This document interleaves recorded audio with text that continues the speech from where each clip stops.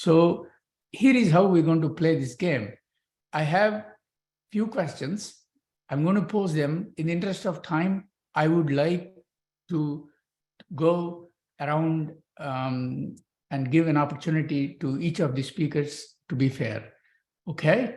The first question is going to be, what areas in precision medicine do you consider most promising for the application of AI and ML? You can. My suggestion is if you can name one, and please explain in few words why you think so. So we'll start in the same order as the presentations. Dr. Edelman. So maybe I have to be honest and admit that I'm not the pharmacological person or the personalized medicine person. So what I would say is that I think every area is an opportunity for research. I've seen so much progress in so many areas that I wouldn't rule out any area at all. Okay, thank you. Dr. Liu? So I think this area of early detection of patients' treatment response and adjusting treatments based on patients' dynamical real-time data is an opportunity for AI/ML.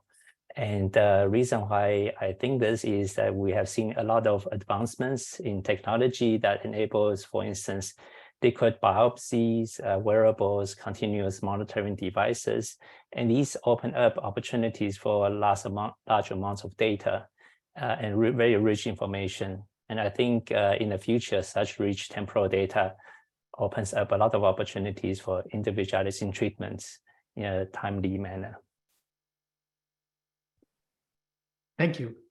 Dr. Terranova? Yeah, I concur with Dr. Liu. Indeed, I think time-varying models and signatures of the disease and drug effect leveraging this multimodal, multi-layer data, it's really an area of great potential. But to name a different one, then I think also the integration of data coming from digital devices and wearables for remote patient monitoring, it's something that may be very valuable in clinical trials as well as in clinical practice.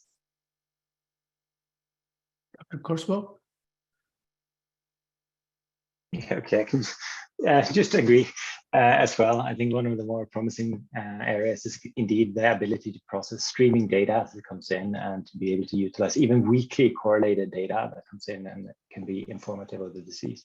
And then like the obvious ones that we haven't mentioned yet is just the ability to process covariate prognostic factors based on images and omics and all of these rich data sources that are really, really hard for our like human minds to process, where the machine learning can do quite well.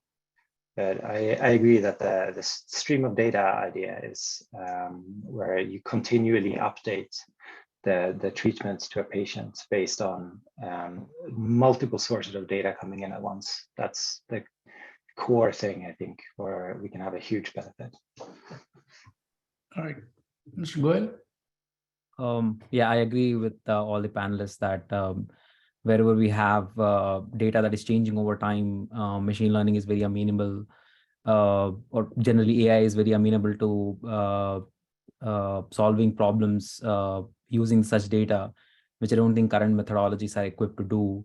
Along with that, I also think that wherever we have electronic health records at the moment, it's a low-hanging fruit, and having standardized data formats, and if we integrate data from electronic health records into in sources, I think such as OHDSI or UK Biobank that we have right now, such data sets, if they are accessible, if there is ease to access such databases to like students like me, I think we can really advance precision medicine by applying machine learning on such databases.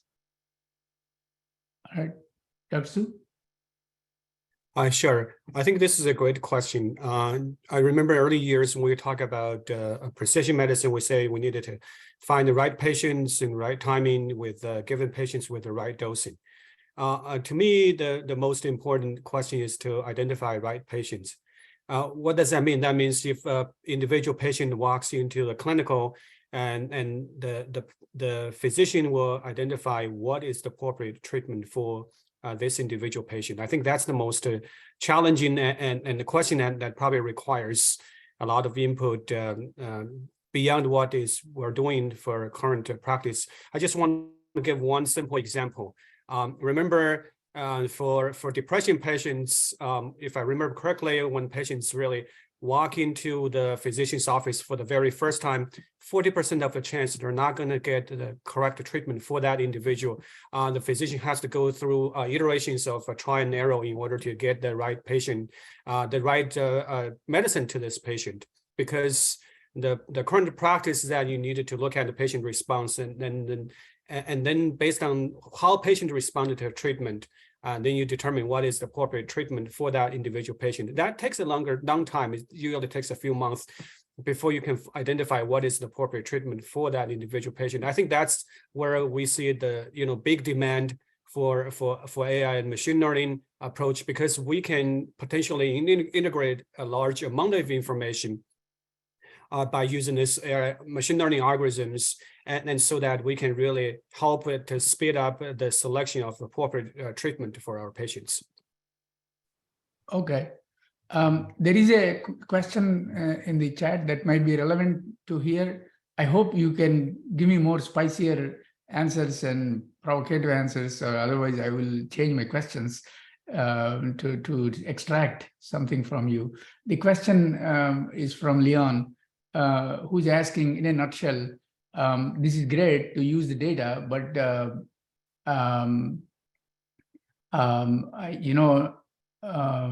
how do we make sure that the data are clean, so to say?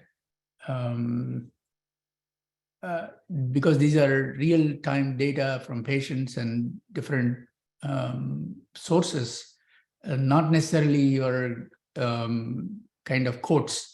It's supposed to be perfect data from in a clinical study. These are data probably from hospital settings, and different hospitals have different sophistications. So how do we handle this kind of a heterogeneous quality of data?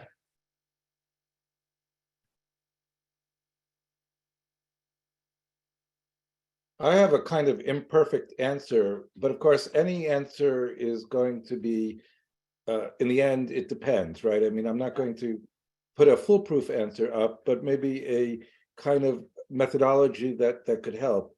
So when I was talking about scientific machine learning, I was talking about combining data with intuition, with some knowledge of mechanisms.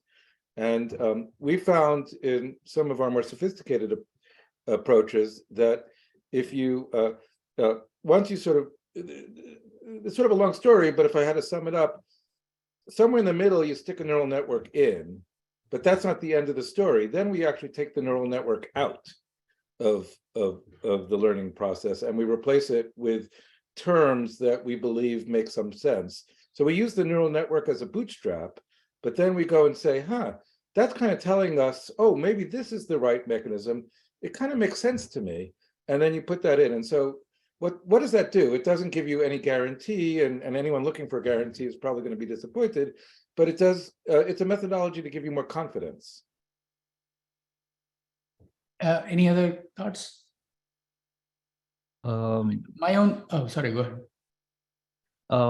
I think one potential path for this is that if there is some infrastructure change in like healthcare institutions, if they have some sort of common data model, standards and protocols by which all the data is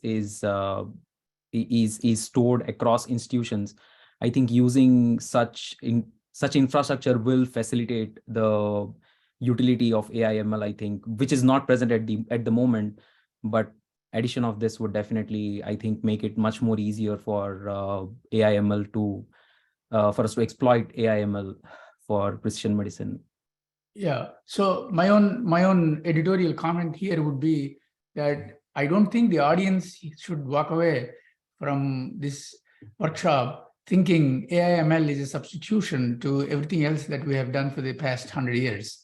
it is another tool that we have, and it is definitely not a substitution to common sense. It's not a substitution to the domain expertise, the knowledge that we have accrued so far through rigorous scientific experiments and clinical trials. So we have to build on that rather than to build another completely different world. So to me, those challenges are common when to a question, not about a tool. So that would be my take on it. Let's keep moving.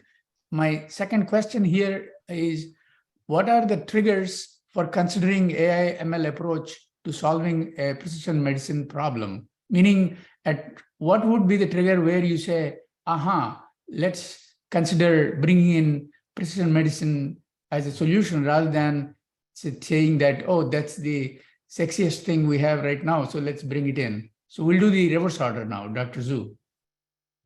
Yeah, sure. This is a good question. To me, there are a few things we needed to consider first. Definitely, we see there is a demand, meaning we do see that if we don't solve this problem in terms of patient risk, if we don't solve the problem in terms of we identify appropriate treatment, patients will be at risk of something that is going to come up. Either lack of adequate efficacy or the safety risk is too high, that there's something that's probably unbearable. So that is a good area that we needed to consider. And the second angle I would think about it is, we have to, from our past experience, we know that there is a heterogeneous response from patients. So some patients might respond very well, and some patients might have trouble with it, and some patients are just fine. So, and we don't know the reason why.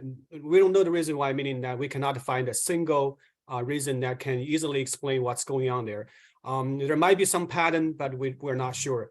So in that setting, we needed to combine multiple patient features or traits together in order to identify who are the patients, let's say, under certain safety risks, or who are the patients who actually might be benefit from the treatment. I think this is a place that I would say the best for us to consider AI and machine learning.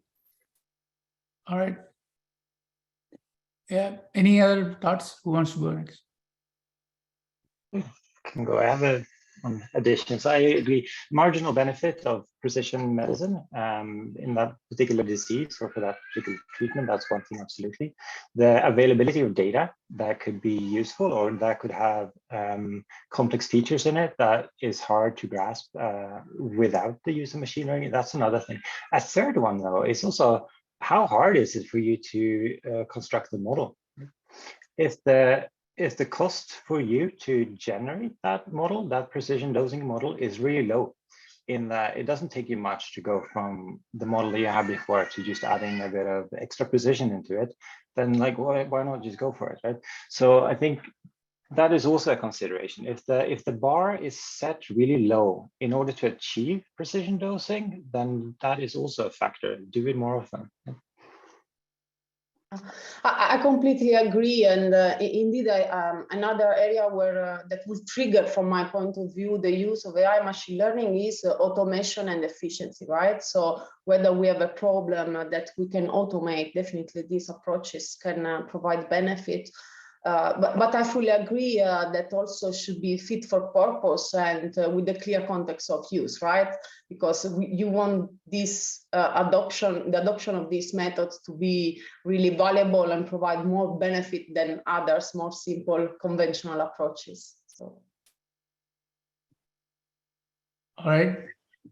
There's a question in the chat, which is about what are the current efforts on qualifying and quantifying uncertainty in AI/ML models? Are these approaches limited solely to evaluating predictive performance? Dr. Edelman? Yeah, that's there's sort of multiple questions in there. One, uncertainty quantification is a big field, as probably lots of folks know, and we do that when we do our models.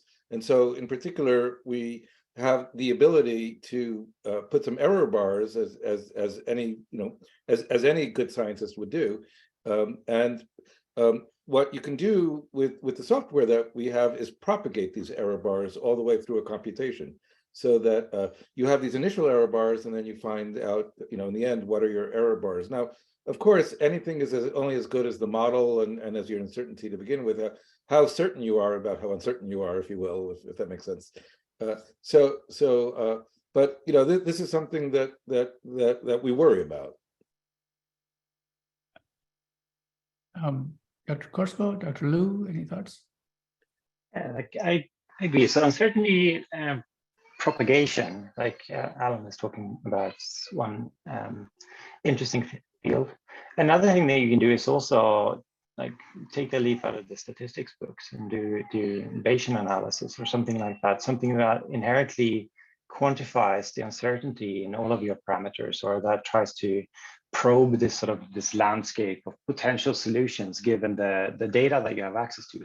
The data that you have is never going to give you the true answer, but you can often use techniques to quantify how uncertain you are about certain estimates, and that is not limited to just predictions. It's you can do that for most things. It's typically computationally expensive, but that is something we can live with, I think. Yeah, I'll add a little bit on top of what the previous panelists said. So in the work that we've been doing, we've been trying to quantify a prediction uncertainty, and one way that we can do that, for instance, is to bootstrap patients from the data sets, or to imagine, let's say, in the parallel universe, you have patients from the same distribution, but a different set of them. What will the prediction be? So quantifying these prediction uncertainties is part of our workflow. But of course, there's a lot more methodologies that one can deploy.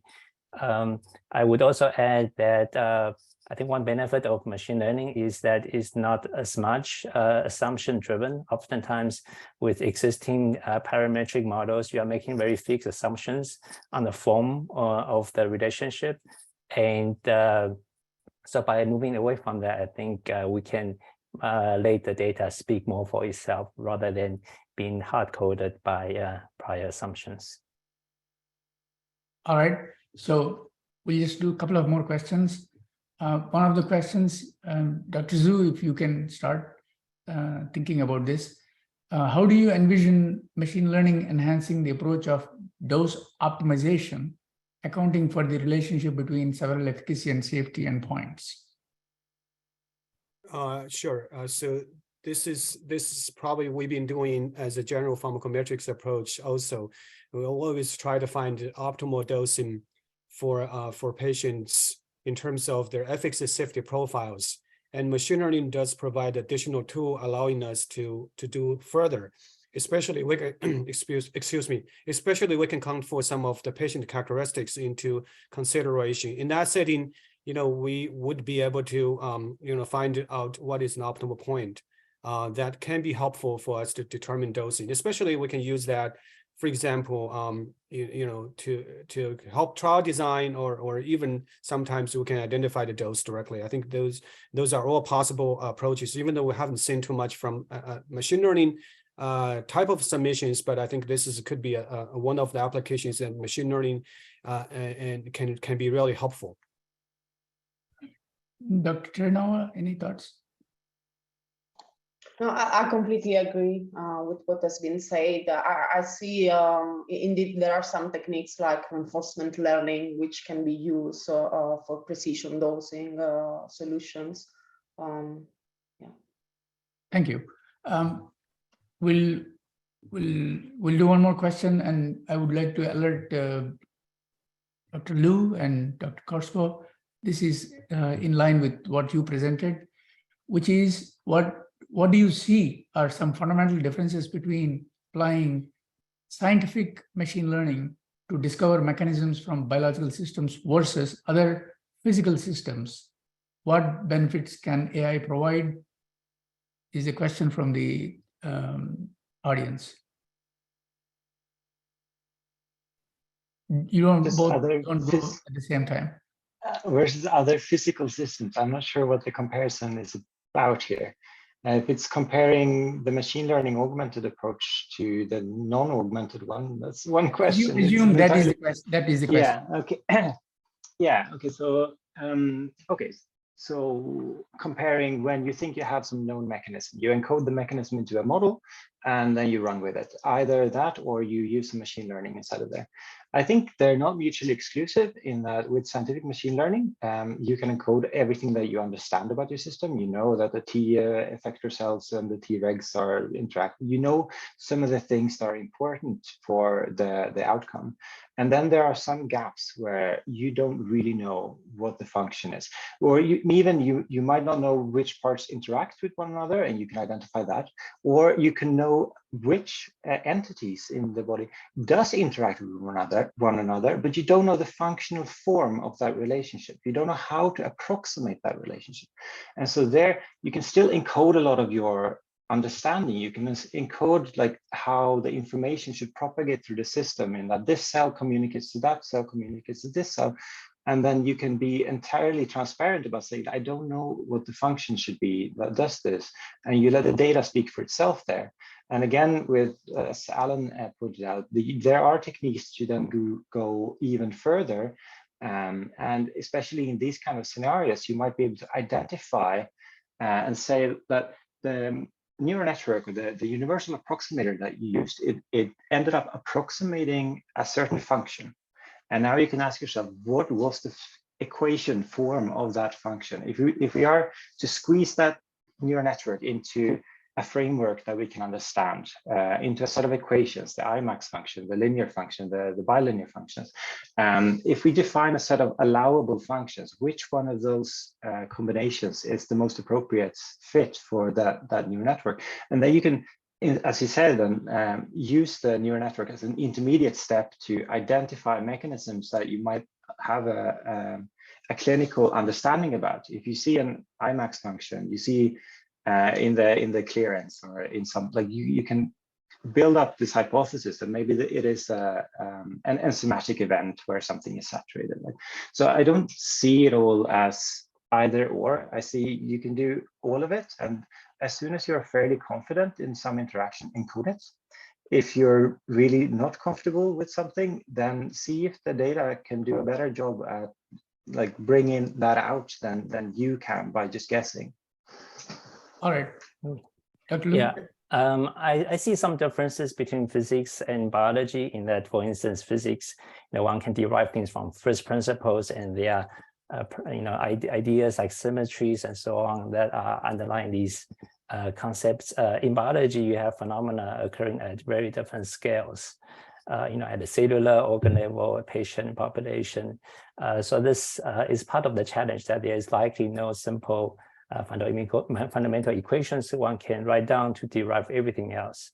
So a lot of the mechanisms need to be learned from data. Although yes, biology does operate in the physical world, so there are certain principles that one can leverage, including what we know about the biological knowledge graph and so on. But yeah, I think that the challenge here is different time scales, spatial scales, and variabilities and so on. Right. Okay, we'll have one last question and then we'll wrap this up, which is, let's have just a couple of us comment on it. In regards to rare diseases, there are a couple of questions on rare diseases.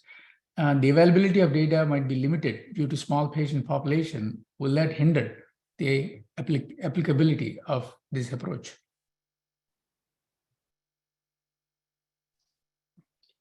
Or make it harder, yes. Make it impossible, no. It really depends on what you're trying to explain, I think. And some approaches are extraordinarily capable, even with small data sets. If you have, for example, few patients, but you have rich time courses of their outcomes over time, then that might be sufficient data to start understanding how biomarkers relate to one another using these sort of SciML approaches, or scientific machine learning, sorry, I shouldn't use. But so it problem dependent. But then if you want to analyze large images and get predictive factors out of that, for rare diseases, that's going to be hard. Okay. But at least Dr. it is a sorry. continuum, right? Because you have the, you have a limited data today, you do what you can, but at least you can grow as data comes in as well. I mean, what else can you do, really? Dr. Zhu, you'll have the last word. Thank you. So I agree what has been said. The rare disease area is very challenging because of the limited patient we have as a general population, and also have limited information. But I think it really depends on what type of issue we're trying to address through modeling efforts, including AI machine learning efforts. So the key is, can we actually use some of the most innovative approaches? I understand even for AI machine learning approaches, there are some of new methodologies being under development, trying to tease information from a small quantity of data. So those are the areas I think we can really get benefit from, trying to get the useful information that can be beneficial in the rare disease areas. I think that would be one direction that can help us. And secondly, I think everybody says this, without the AI machine learning approach, what are the options we have, right? So maybe there's some findings there could not be the best finding, but that can still help us to address certain questions and at least alleviate some of the uncertainty. That would be very helpful as we're moving one step forward in the field. So overall, I think I would actually still encourage everybody to apply AI machine learning or any modeling approaches, trying to get information, even in the rare disease areas, because that's probably the most one of the most powerful tools we have in hand. Yeah, and although the one might think that the data sources could be limited, the data could be limited in the area of rare diseases, that could also open up other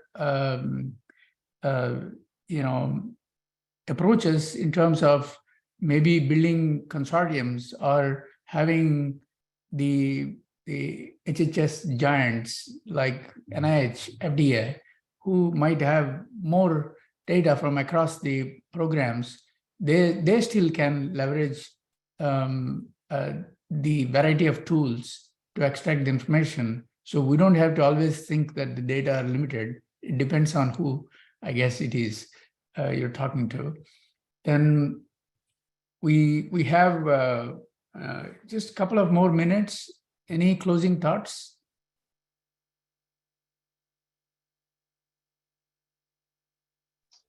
So, like, one thing that I think we're maybe missing here, then, it's a lot of talk about the technical nature of like what is going to happen in machine learning. But I think one of the more important parts is also policy and especially data ownership, data management.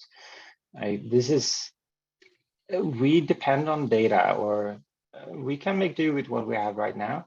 But had I had availability of like longitudinal patient data across their lives, right? For billions of patients, then it's an entirely different ballgame than it is today. With siloed data like we have right now, then you can do some things, and it's cool and it's effective, and we can help. But in terms of identifying how to make diagnoses, or in terms of like, it's an entirely different ballgame if we have access to large data collected throughout the hospital. So I think this is one aspect that this technical discussion is missing. This is where the greatest impacts any work you do today will have. It's about data management, ownership, and a market for sharing data. All right. And Dr. Zhu, this is a specific question. I was hesitating to ask this from the audience or not. There's a point, several folks are asking about the, what shall I say, is FDA open for business in terms of AI ML? If you're okay to answer that. Sure. I think in my presentation, you hear that we, as from OCP, we established a review function to support AI and machine learning related submissions, especially there's application in the precision medicine. That is definitely our focus.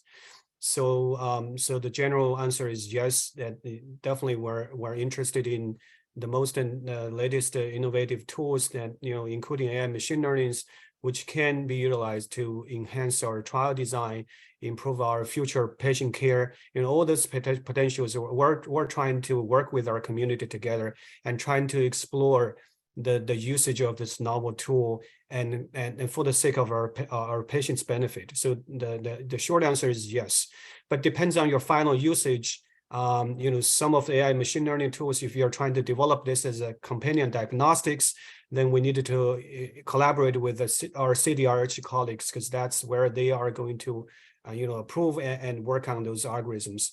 But in terms of you want to enhance trial design, for example, enrichment design or some of the biomarker selection and things like that, yes, we are very, we definitely welcome all the submissions, and we wanted to work with you as the whole community together to harness this tool and try to improve our patient care together. Okay, thank you. We'll wrap it up with that on that note. And the very fact that we are having this public workshop, thanks to Dr. Chi Lu and others on this topic, it speaks to the openness and the receptivity of the FDA to embrace any innovative approach.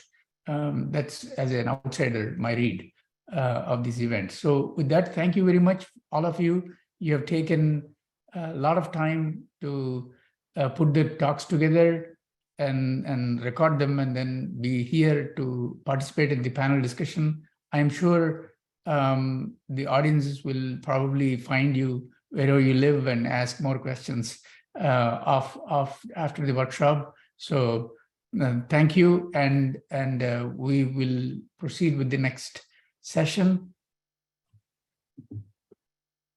Thank you. Thank you.